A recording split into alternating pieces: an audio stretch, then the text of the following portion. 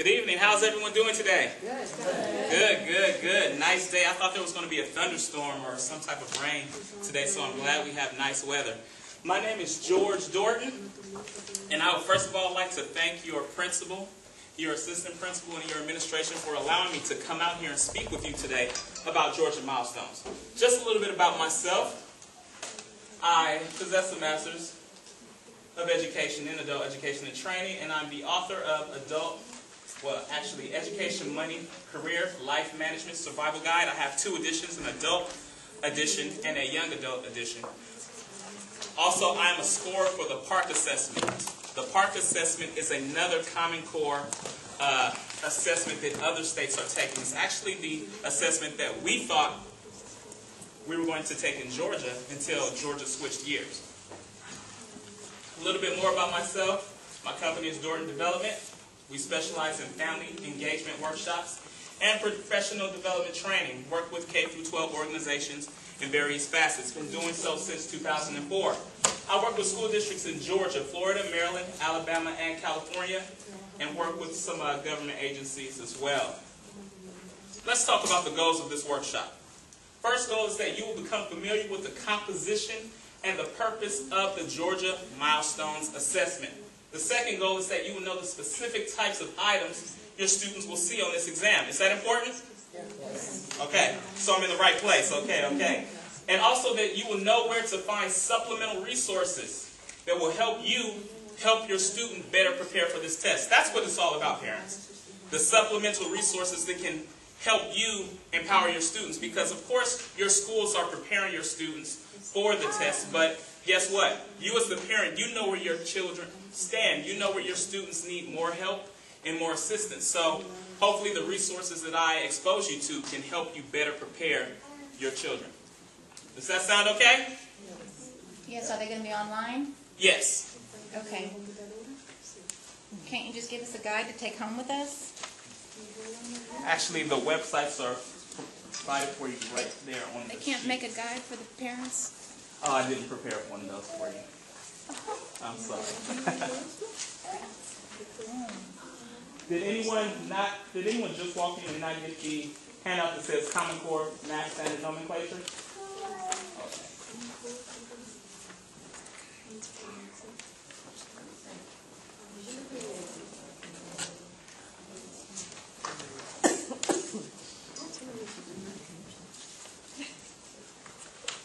The first thing we're going to do is just a short activity, a quick little activity.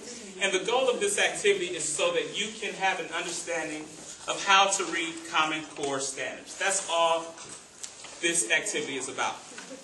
Because I don't know about you, but some people, they look at the Common Core standards and they see the numbers and the letters and the dots and they do not know what they mean. Does anyone in here know how to read the Common Core standards and understand what they mean already? No, sir. Okay, so I am in the right place. You are. Okay. So just to give you some information, this worksheet, this handout, may resemble the handouts that your students bring home. There's a word bank at the top, and you'll be required to fill in the blanks. So, at the top of your worksheet, at the top of your handout, it says Common Core Georgia Performance Standards Math Domains. From K through 5, there are 1, 2, 3, 4, 5 different domains. There's Operations and Algebraic Thinking, which is represented by OA. Number and Operations in Base 10, which is represented by NBT. Measurement and Data, which is represented by MD. Geometry is represented by G. And Numbers and Operations, Fractions, is represented by N. This is your example. An example standard is represented as MCCK.G.3.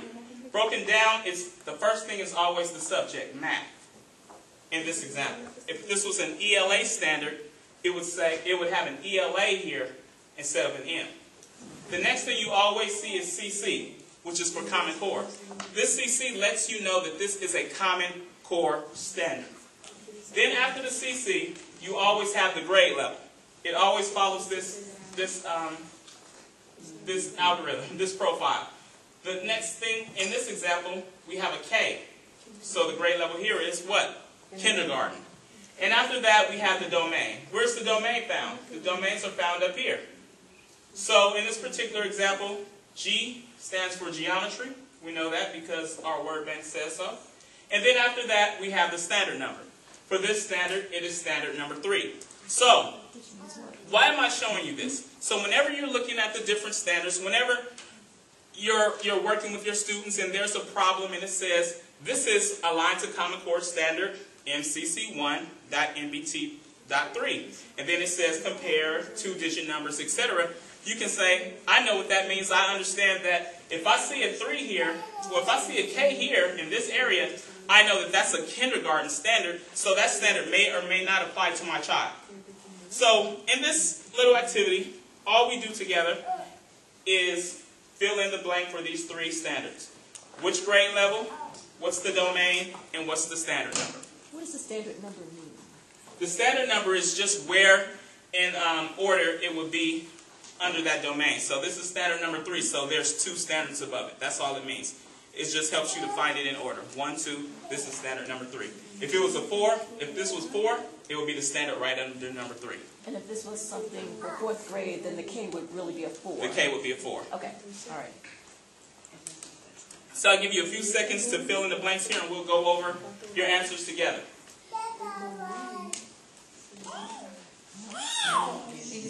Break it down. This is going to be 1st grade. This is going to be NTB, which is going to equal the number in operation base 10. That's the domain of whatever they're teaching. And then the standard, this particular one is a 3.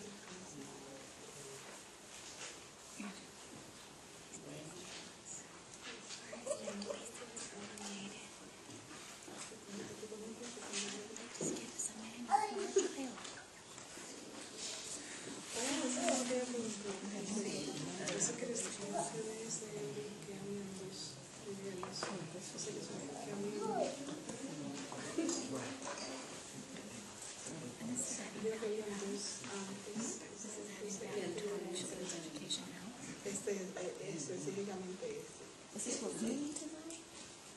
Let me go on that side. It's a booklet. It's a whole book. This is for us to decode it. No, so I'm going to say this workshop for my child at practice. Is that what I'm doing? See here.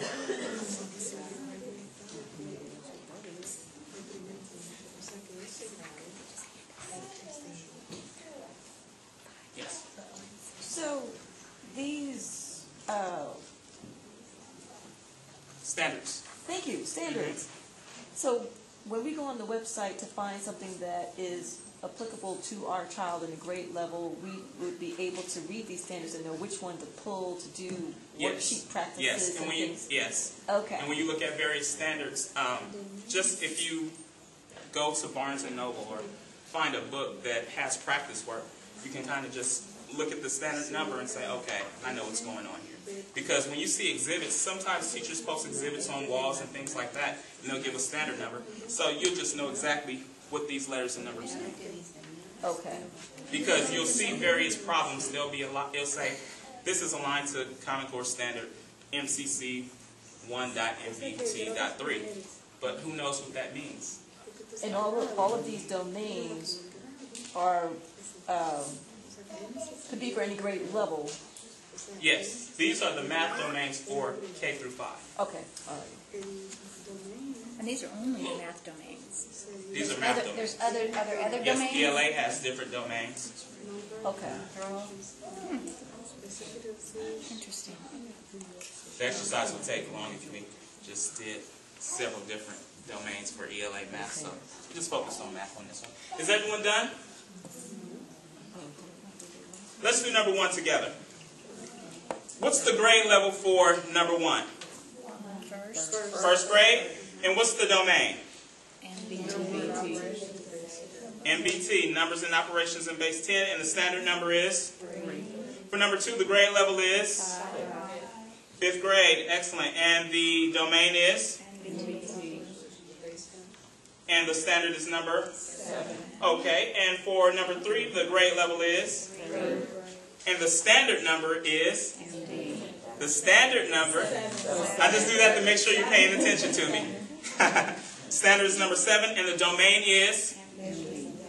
Excellent, excellent. Now, how many of you think that if you see a math standard, you kind of understand or you can kind of decipher what's going on now? Maybe not, maybe so. At least you know what grade level it is, right? Okay, excellent. And that was the purpose of this. Okay, now let's get into Georgia Milestones. What is the Georgia Milestones Assessment System? The Georgia Milestones Assessment System is a new assessment that has now replaced CRCT, end of course test, writing assessments for 3rd and 5th grade for elementary, and of course 8th grade for middle school students. Georgia Milestones will challenge your students with the goal of positioning them to compete with peers nationally and internationally. That's the goal.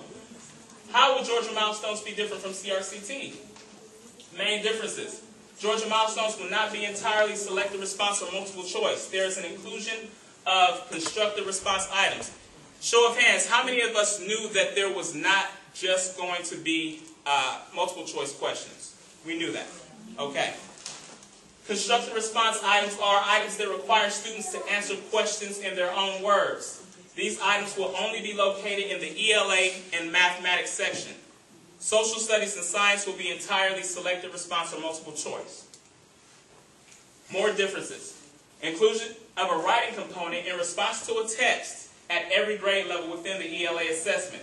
And the writing prompts will be informative, explanatory, or opinion argumentative depending on grade level. And we'll get into that a little bit deeper in a second. So it's important to make sure your students can write these types of pieces. As I said, we will get into that in a second. The writing component will be in response to passages read by students at every grade level and course within the language arts assessment.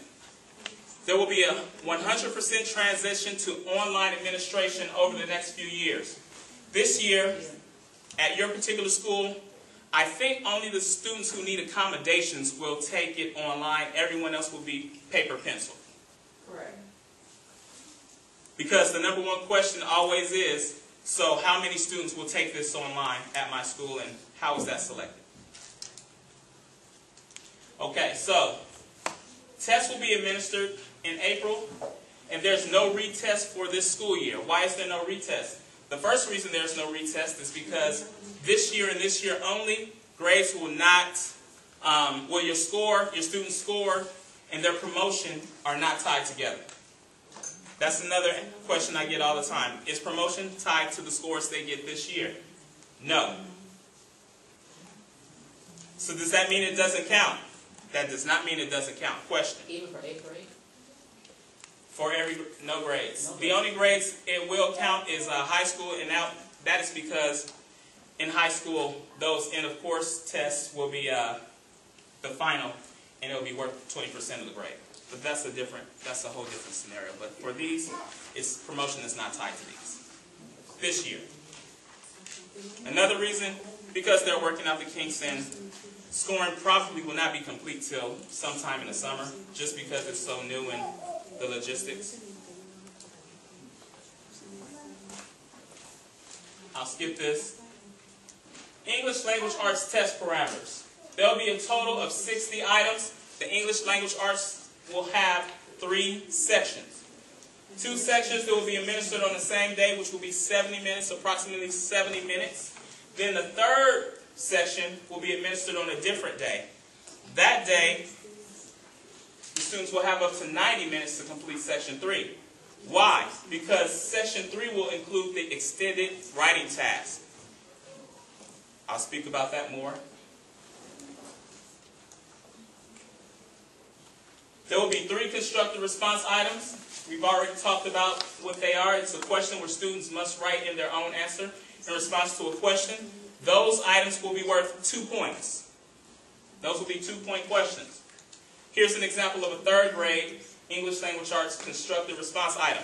Now, this is taken right from the Georgia Milestones End of Grade Assessment Guide. On your helpful websites for Georgia Milestones Prep handout, there is the second bullet, or the second website says Georgia Milestones End of Grade Assessment Guide. The website will take you to this page right here. Once you go there, you would select the appropriate grade for your student. And it will bring up an end of grade assessment guide, for example. For 4th grade, it will bring up this assessment guide. How many of us have seen this assessment guide, the assessment guides? Have you been using them, going over the questions to kind of get a feel? Not yet. Yes, no? Not yet. Okay. Just waiting for this meeting. So there was a slide that referenced 3rd and 5th grade. So is every grade level taking it, but it's only applicable to 3rd and 5th graders, and everyone else is practicing, or? No, it's 3rd, 4th, and 5th grade. The 3rd and 5th grade that was represented was saying it's replaced because only, at first, that's a great question. At first, only 3rd and 5th grade took the writing exam. Okay. But now, 3rd, 4th, 5th, 6th, 7th, and 8th, the writing is included in Georgia Milestones at every grade level. Gotcha. So, excellent question. Okay. So everybody's required to write. Gotcha. So what happens to the 1st and 2nd graders? They just practice? Yes.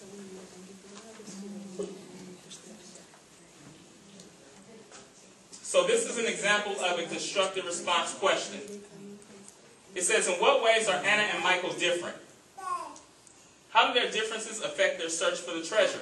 Use details from the story in your answer. Now, the first thing I would like to point out is the question itself. With this question, there are many things that a student must look at. One thing that's very important is I know that students are at all different levels. But sometimes, everyone knows their student, sometimes students, they may answer one part of the question and not the whole question. It's important to stress to your students, read the entire question so you can answer the entire question. So the first thing we see is in what ways, you see the S, right? There's an S. In what ways, so that means more than one, in what ways are Anna and Michael different? That's one question. How do their differences affect their search for the treasure? That's another part they must answer. Use details, there's another S, from the story in your answer. Each and every one of these constructive response questions will always require our students to use details from the story in their answer. So whenever they answer, they must use details because these questions are testing our students' understanding of what they've read. Does that make sense? Okay, so I have an example of 3 different answers. 0 points, Michael isn't as fun as Anna is.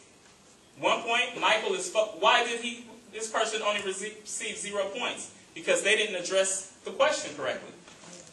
But they wrote something, but they didn't address the question correctly. A 1 point answer. Michael is focused on his chores and thinks there isn't a treasure. Anna is excited about finding the treasure and gets sad when she doesn't find it. Michael helps her find the treasure by getting excited like Anna. This person received 1 point, not 3 points. Not 2 points. Why? Because they didn't use details from the story in their answer. And then we have an example of a 2 point answer which is more thorough. One way that you can use this, there's many ways that you can use this assessment guide, but one way that I would challenge you to use this assessment guide to help your students prepare for Georgia Milestones is, with these different types of constructive response questions, if you print out the assessment guide, print out the question.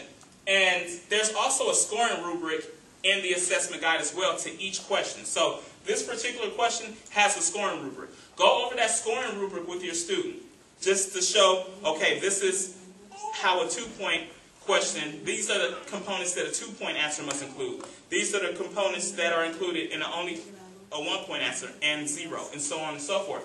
Have them select the different answers and assign a grade or a score to those different answers. Now you may say, well, Mr. Dorton, that's easy. My child is bright enough to say, well, if this was the shortest answer, that one will get 0. The second shortest will get 1, and the longer one will get 2. But also, when they're scoring these, you require them also to tell you why this one only received 0 points. Why did this receive 0 points?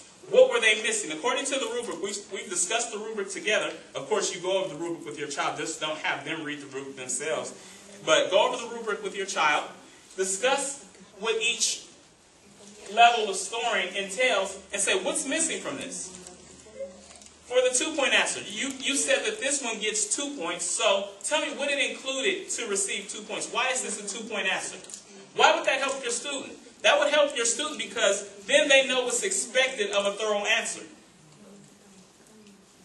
I remember I heard someone say the best way to solve all the world's problems was for everyone to trade problems with the person next to them.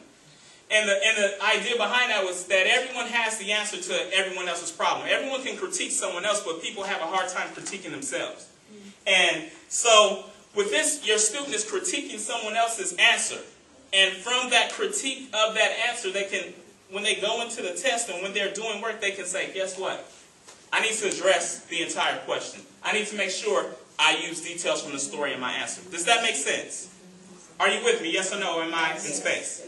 Okay. This is just another example of a 5th grade constructive response item. Gives examples of 2-point, 1-point, and 0-point answers.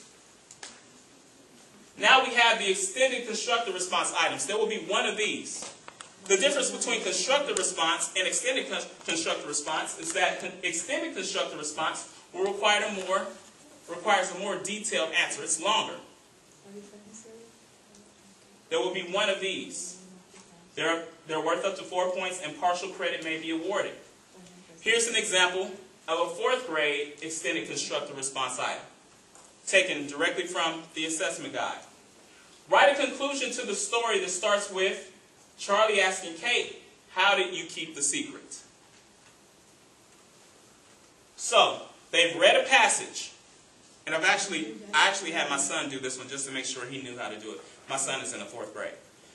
So they have to read a passage, and from that, the question tells them to write a conclusion to the story.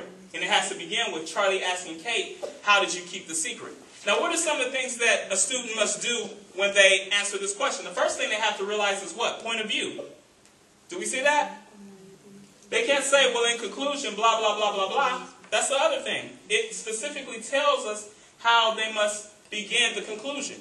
The other thing I just mentioned was point of view. They must maintain that third-person point of view when they write that conclusion because that is what the scorers will be looking for. Do they understand in the 4th grade point of view, and can they maintain that? And of course, the scorers will be looking at punctuation, capitalization, spelling, and all that other good stuff. So go back to that for a second.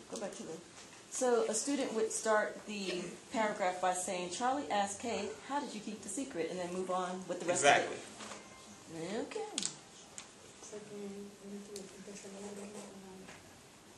And here, in your assessment guide, there will be an example of a response. Then there's the extended response, writing response section. That's section 3 that we spoke about earlier. Section 3, which the students receive what? 90 minutes to do, that's administered on a different day. The extended response section includes 2 passages. There will be 2 passages that your student must read. They'll read 2 passages. Then there will be 3 selected response or multiple choice items that refer to those 2 items. One question will be about the first passage they read. One question will be about the second passage they read. And then the third one will be a question that ties their understanding to both passages. Are you with me?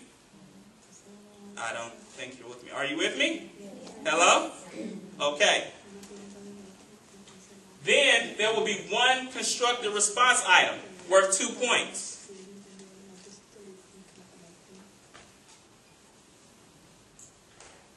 After that, then they have the extended writing task.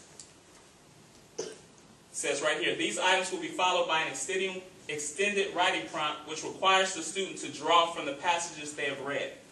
When writing the essay response, they must cite evidence from the passages to support claims and conclusions they make. This writing task is worth 7 points. Now, what's important here, well, throughout the whole ELA session, is reading comprehension. Some students are excellent at reading comprehension. Some students need practice with reading comprehension. If your student is a student who needs practice with reading comprehension, I have a website I want you to refer to. It's been helpful. It's www.k12reader.com. Parents, are you familiar with this website already? This is a free website. This is not included on the helpful website, so please write it down. Can you say it again, please? www.k12reader.com. Now, why I like this website is, number one, it's free. Because a lot of times we have websites that we're told about, and it requires a membership at cost. Go to reading comprehension. You find your student's appropriate grade level.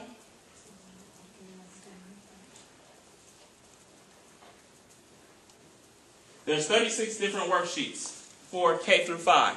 Well, 1 through 5. 36 different worksheets. Why do I like these worksheets? All of these worksheets, all of these reading comprehension worksheets are Common Core aligned. They're informational text. They'll be the type of text that your students will see on Georgia Milestones. So what you can do is and they have questions. There's a reading passage and there's questions. So what you can do is give your students practice with their reading comprehension.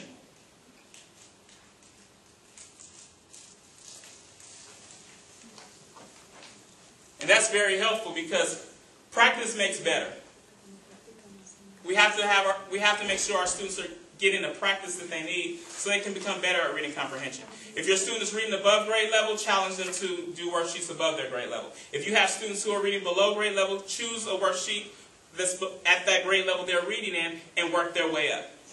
Give them the confidence, because what we don't want them to do, what you don't want them to experience is they're reading text. Of course they're seeing it in class, but they're reading a text and they get overwhelmed because they're in that test pressure environment and they just shut down. We want to give our students the practice, all the practice they need. If they're reading at their level, keep them there? Or? Yes, if they're reading at their level, have them do worksheets at their level. If they're reading above grade level, have them do worksheets at the level that they're reading at. If they're reading below grade level, have them do worksheets at that grade level that they're working at. So if they're at fourth grade, if they're in the fourth grade, and the fourth grade worksheets are too difficult for them, have them do third grade worksheets. Build their confidence up and work them up to their grade level. No problem. Okay, so this is an example of a third grade extended writing prompt. In this section, you will read 2 texts and then write an informational essay detailing the ways in which citizen naturalists like Ava use the scientific method to help scientists answer questions and solve problems. Be sure to use information from both texts. I want us to see that. It says, be sure to use information from both texts. This is in the extended writing prompt. Be sure to use information from both texts in your informational essay. So there will be the 2 passages to read, and then they have to write an informational essay. This is an example of a 7-point response. I'll just read it. Citizen naturalists like Ava use the scientific method by using each step in the process, but they do it using frogs. And what I want to focus on here is they follow a flow. First, then, and then they conclude it in the end. They use evidence from both texts. Their writing has a flow, so it's coherent, and it has good punctuation and spelling. 4th grade, the example prompt, for this example, they're writing an opinion essay. Seven-point response is a little bit longer for the 4th grader, but what I tell people is don't get caught up in sentence count. Just have a strong answer that addresses everything that's asked. Because sometimes I go to I facilitate a workshop and they say, well, how many sentences should they have? I can't tell you how many sentences they should have. They have to address the question and make sure all the components are included. So can my student do a 4-sentence answer? That probably will not answer everything. That's impossible. Now, when it comes to opinion pieces, it's good to do things like debate with your children. Have debates. Why is it good? Because with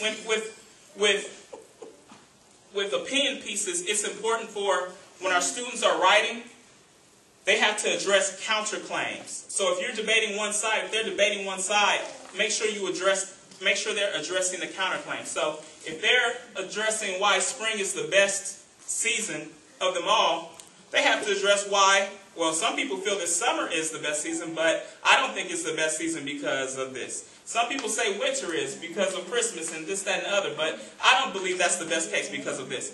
But, one example I have is have debates with your children. Do something like, this is elementary, say, you know what? It's daylight savings time, and I think that children should go to bed at 7 o'clock p.m. I think they should do that because, and with this debate, whoever wins the debate, their side gets to win. So if I win the debate, bedtime is 7 p.m. If you win the debate, you maintain your bedtime. Just to kind of get them really into it. But, anytime you start off and say, well, if you go to bed at 7 p.m., I know that I won't have to go into your room 3 times to try to wake you up, and you won't walk around like a zombie for the first 5-10 minutes when you're up, different things like that. And say, so this is why I think you should go to bed at 7. And they'll say, no, Mom, no, Dad, no, Grandma, I don't think that. That's not good because blah, blah, blah, blah, blah. And you just keep rebutting everything they're saying so they can get into the habit of addressing counterclaims. Does that make sense? Then once you do that, say, guess what? That was excellent. Now write that same thing on paper. Do it on paper for me. We've already gone over all the information. Now just transfer it to paper. Now, another website that I have for you is Park Practice ELA Test.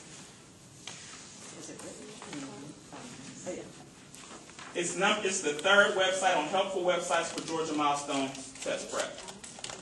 This is how the website looks. Park is, like I said earlier, Park is the assessment that we thought Georgia was going to take. Other states are taking Park. I like this website because they have a lot of information. Anyone gone on the Park website, practice website at all? Okay, so all you do is you follow this link and it'll take you to this page. English, Language Arts, Literacy, Practice Test. You just select your student's grade. Let's say 5th grade. It'll say PBA Practice Test. And then there will be another one that says end of year practice test. You pick whichever test. You can have them do both if you will. But you just click on the link. No login required. It says enter student's name. Just put a letter. 23 questions. Why I like this site and why I provided this site for you is because it helps your students become exposed to even more Common Core aligned questions at their grade level. And it's online. So this section has 23 questions. There's also another link and it's math. Same thing with math. You click on the appropriate grade.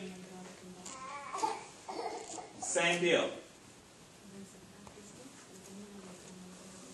Just start test now, start section.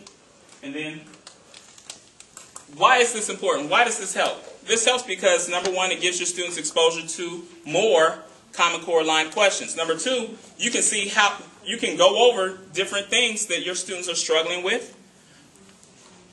And if you can't do it, you can have a conversation with the teacher and say, hey, I saw that my student was struggling with ABC, XYZ. What can we do? And then they get practice, and then you can also use one of the tests to have them work in a timed environment.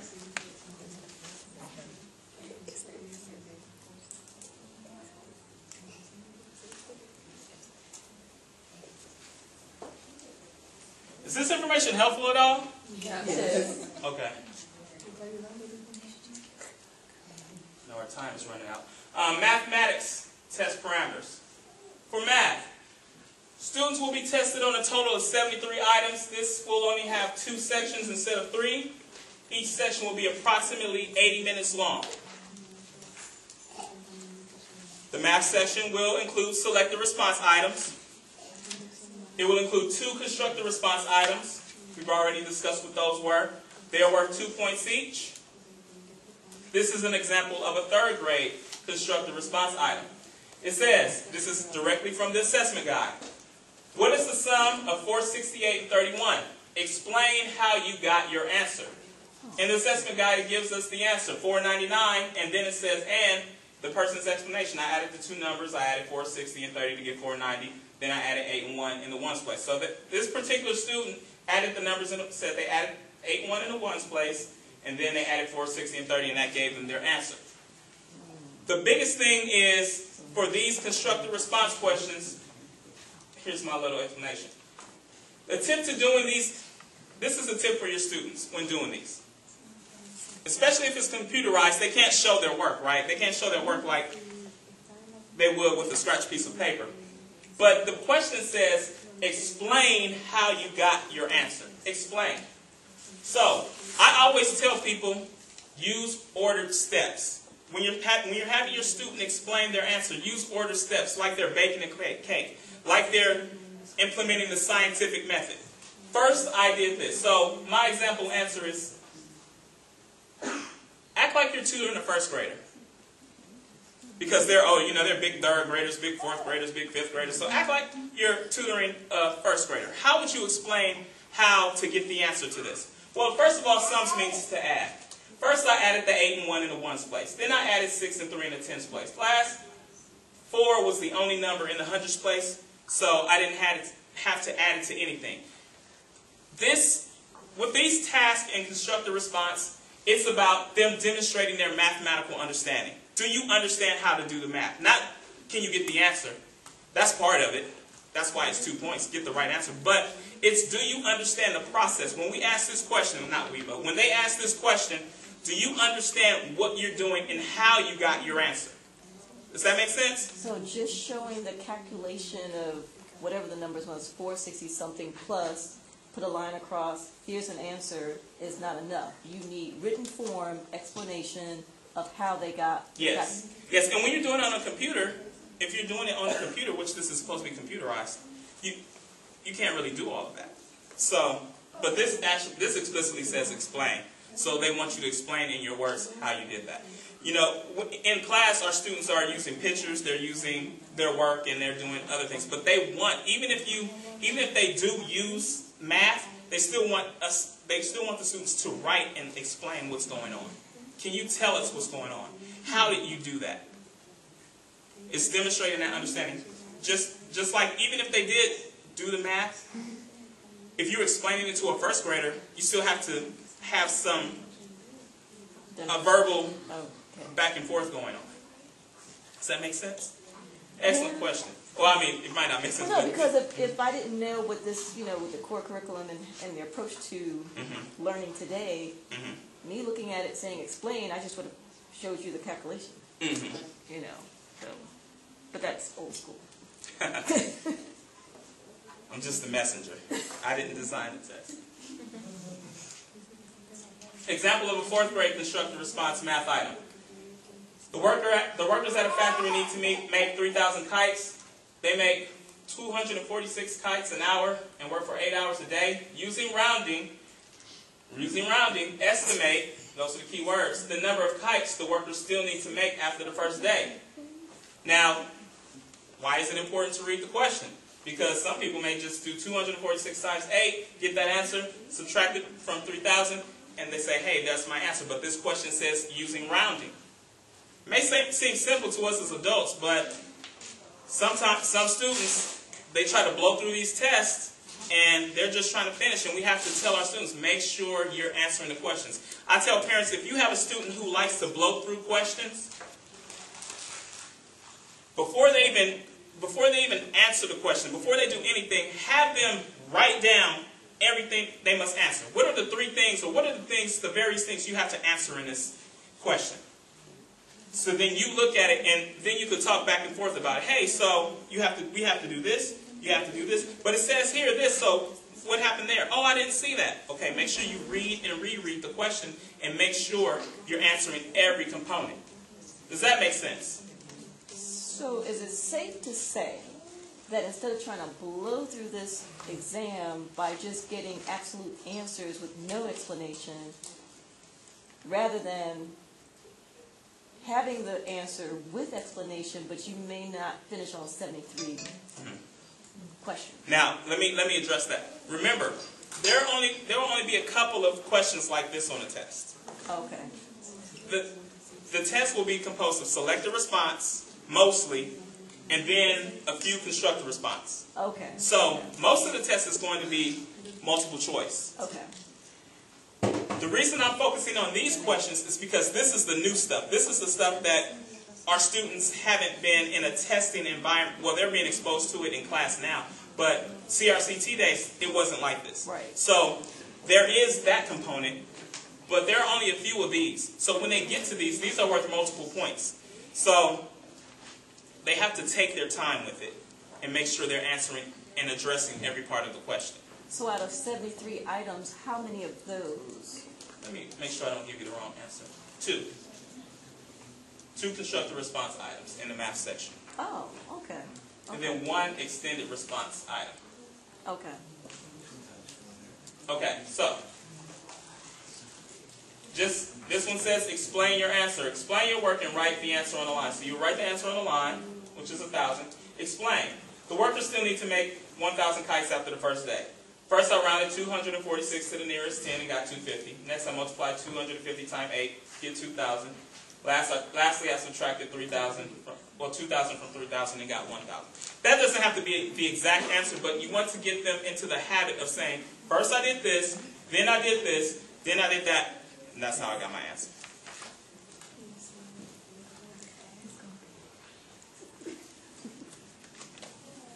This is just an example of how a student would explain their answers.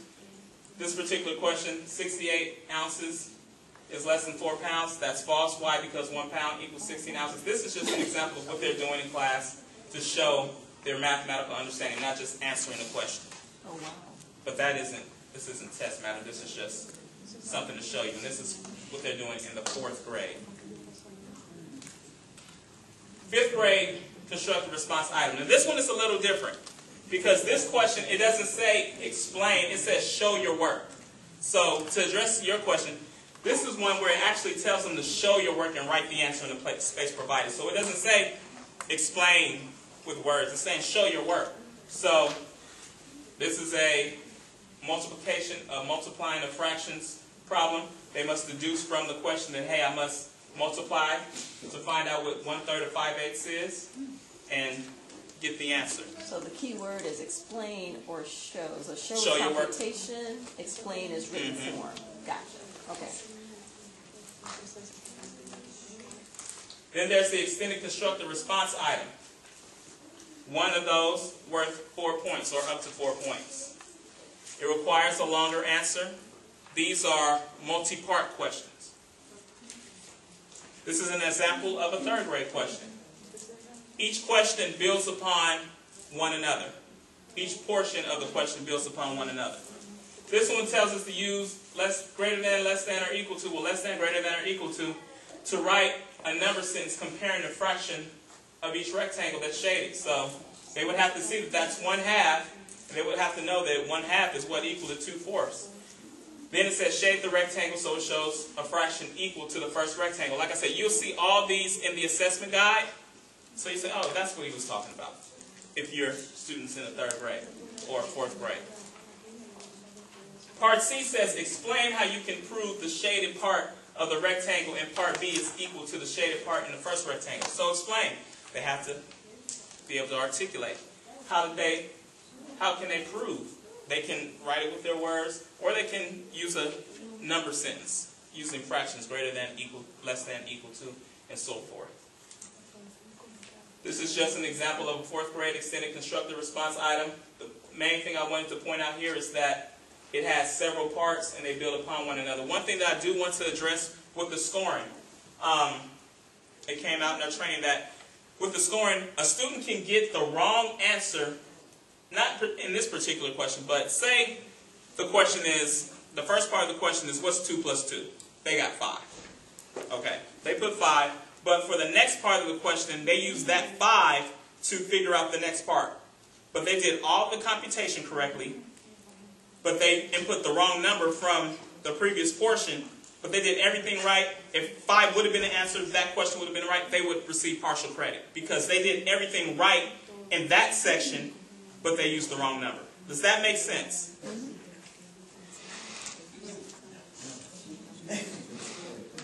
Question? Okay, let me just ask a question. Take a break here, ask a question, we're almost done.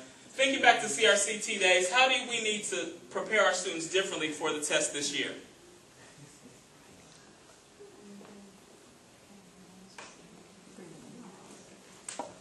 You can use anything that I've said over the past 40 minutes. Be able to write a written response to a math-based question Go to the guide. in words, not just numbers.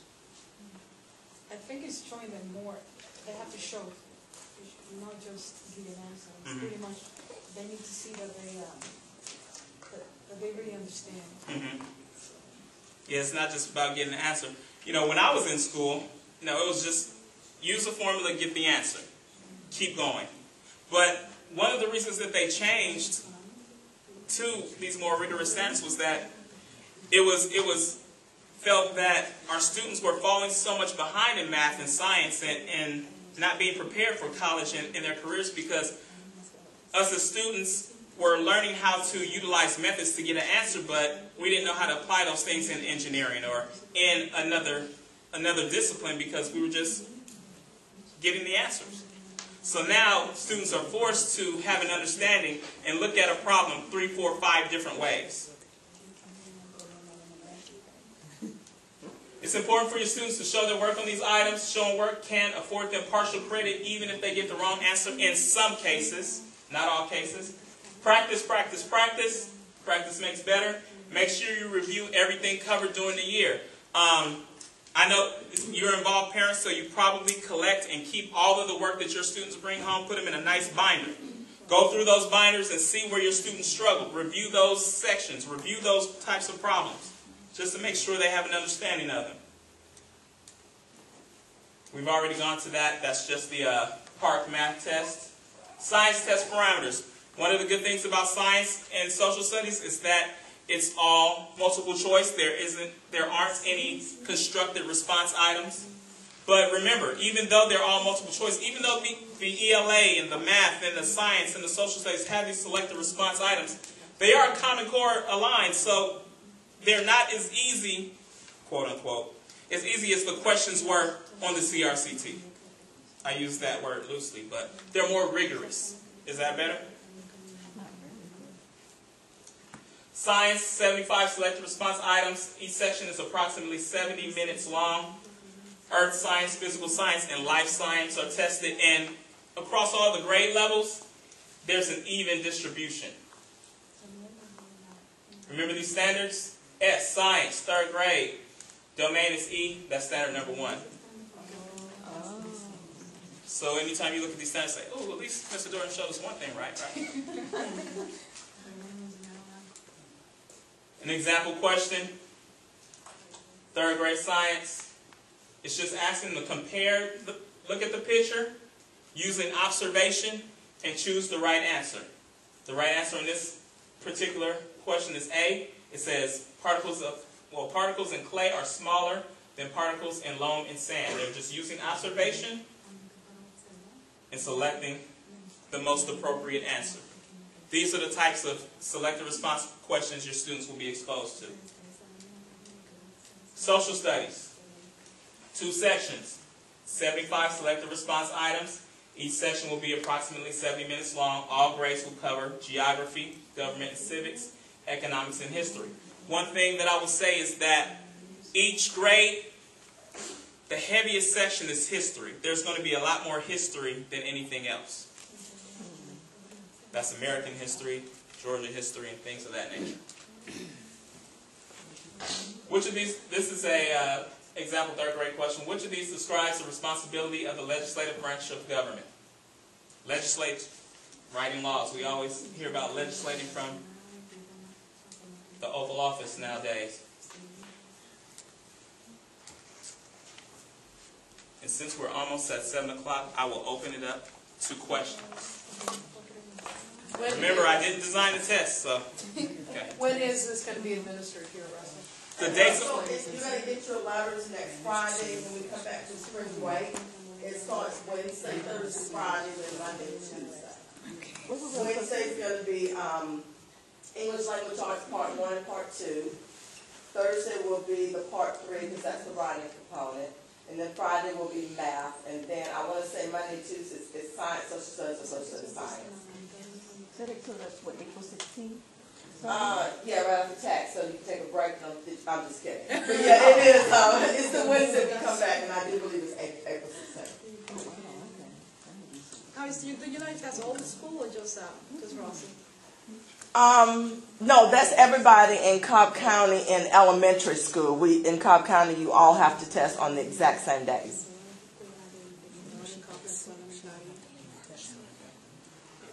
If there are no other questions, I'll turn it over to your assistant principal, and you can feel free to ask me questions afterward as well. Do y'all have any questions for us here?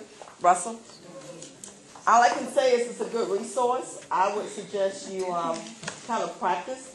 But as a parent myself, do not give test anxiety to your children. You know what I'm saying? Their spring break is coming up. So let's do a balance of spring break and testing. Some kids do come and they're stressed out from the test, but the stress comes from, unfortunately, sometimes the parents and not them. And I know it's not you because you're here and you're being prepared, but just know that they are kids. Just know that this is the first go around, so the scores aren't coming back. We want them to do their best. And I know when he said that the scores do not go towards retention or being promotion, but the scores are going to go back to how their teacher next year can better prepare them to pass them the next year when they are going to count. So it is something to take serious. So we won't have those scores until they get to their next grade. Correct. It's a lot of writing. As you can see, it's not just multiple choice. We can put it to a Scantron. Somebody's going to have to physically read these, and like he was saying, the thought process where they may have the wrong answer, but their thought process was correct. So someone's got to take the time out to do them. Cobb County is not expecting to get these back until the fall, when school starts the following year. And then there's no makeup if you happen to miss a portion or... Well, there's always makeup. Now, we have it Wednesday, Thursday, Friday, Monday, Tuesday. We have until the remainder of that week to make up. If your child is out on Wednesday, we'll make up on Thursday. So we don't wait till the last minute. We always have opportunities to make up. But the last day to make up is that Friday, not the Friday after spring break. Remember, it's Wednesday, Thursday, Friday, Monday, Tuesday. Then that next Friday is the last day. We can't retest after that. They can't make it up. We do have to do some students on computer, but pretty much it's going to be some of our students that have a read-to accommodation. And the reason why we're doing read-to accommodation is because the way I might read and the way you might read is totally different. If the computer reads the program to all students, then they're getting that same common ground. And so that's why they'll be the ones that will be computerized. They'll be online. We can't online everybody. The county is not equipped. We've got about 300 students. We have 2 computer labs. There is no way in the world we can do 5 exams with all our kids and be through within that length of time. That is the goal, like he said, in the future. But there's going to have to be a whole lot more computers in the public school system for everyone to test online. You do not have a choice. No. The selection process is mainly our students who need special services. Those are the students that have the read-to accommodations. So we do have students that have accommodations. We have students who are on disability, and they have a special education disability plan where they may get small group, extended time. If you don't know about that, that means that your child is not receiving that service. So these are just kids who have had psychological tests and they have been determined to have a disability. So you can't just say, I want my child to do it. You know what I'm saying? So in general, those on paper, right? Unless your child is in special ed or ELA, ESOL services, your child is going to get paper pencil. And even if your child takes the test online, we are going to provide paper for the math section, because they have to actually you know what I'm saying, calculated in the mind. So we're going that way because we'll get the results back quicker.